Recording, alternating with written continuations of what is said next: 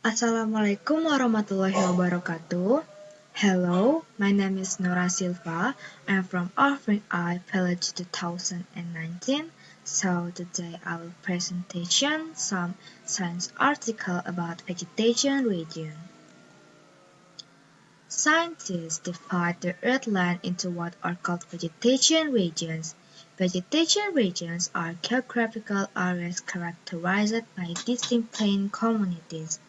Climate, soil, the ability of soil to hold water, and the slope or angle of the land are determined what types of plants will grow in the particular region.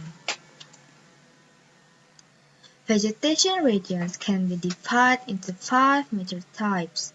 There are forests, grassland, tundra, desert, and ice-sheet.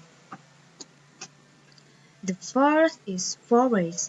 Forests are areas with trees grouped in a way so their leaves or foliage shade the ground. Forests can be found just about anywhere trees can grow, from below sea level to high in the mountains, from tropical rainforests near the equator to boreal forests in cold climates close to the Arctic Circle. Classification of forests. Forests can be classified into two. By types of trees, there are deciduous forests and evergreen forests, and by types of leaves, there are tropical rainforests and coniferous forests. The first is classify forests by types of trees. Deciduous forests. Deciduous forests have trees with green leaves that change color in the fall and drop altogether in the winter.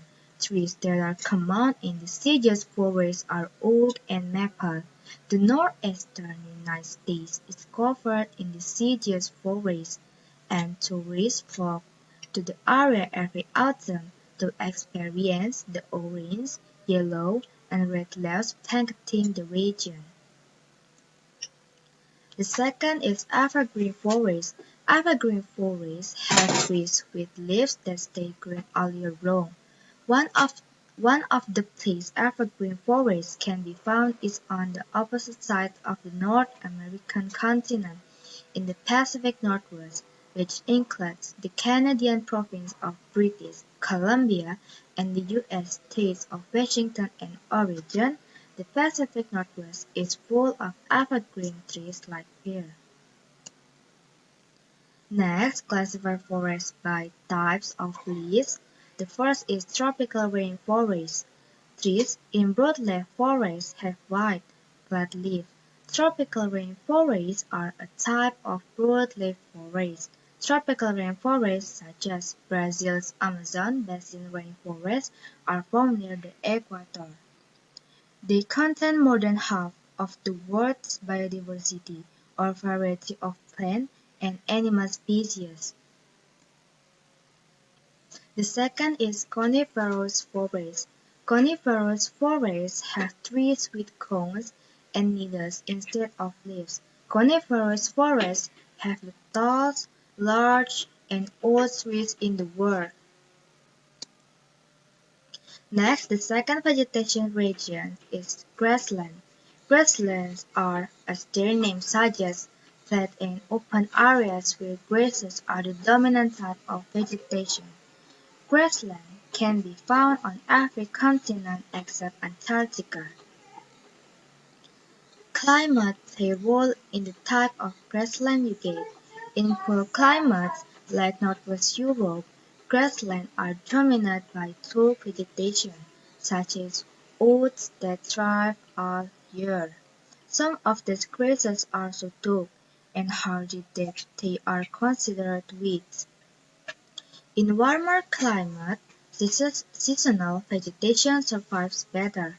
Temperate grasslands exist where there are seasonal variations in temperature over the course of the year, hot summers and cold winters. Tropical grasslands are called savannas.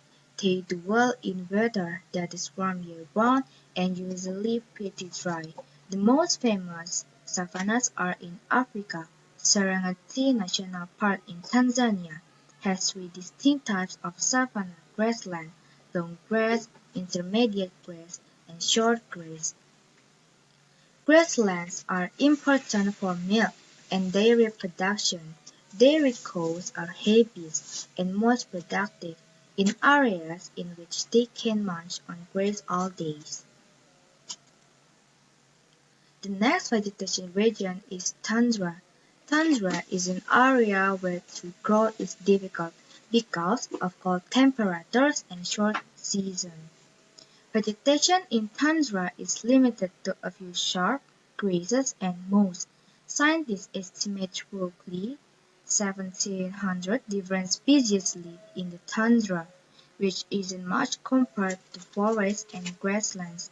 The ground is often too cold for planes to set down roots, and without planes, few animal species can survive. Two types of tundra. The first is alpine tundra. Alpine tundra is separated from a forest vegetation region by the tree line, the area beyond which conditions are too harsh or cold for tree growth. The weather in alpine tundras is cold, snowy, and windy. The second type of tundra is Arctic tundra. Arctic tundra occurs in the far northern hemisphere of the Earth. It has a bare landscape and is frozen for much of the year. Here, the tundra can include permafrost or soil that is permanently frozen. You won't find many mammals in the Arctic tundra, but thousands of insects and birds show up every year and enjoy the marshes before they freeze. Next is desert. Deserts have almost no precipitation or rainfall. In fact, deserts are specifically defined as areas with an average annual precipitation of less than 10 inches per year. Deserts usually have really high daytime temperatures, low nighttime temperatures, and very low humidity. Above desert soil is often sandy, rocky, or gravelly.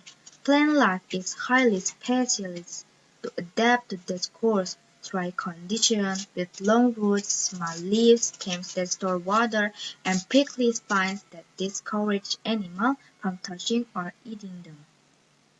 Cactus, which are native to deserts in North and South America, are an example of this kind of plant. Despite the barren look of hot deserts, they are full of animal life.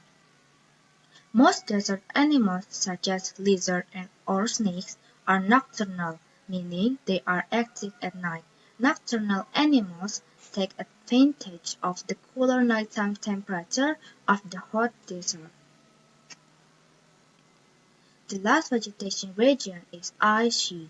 The interesting thing about the ice sheet vegetation region is that there really isn't any vegetation there at all.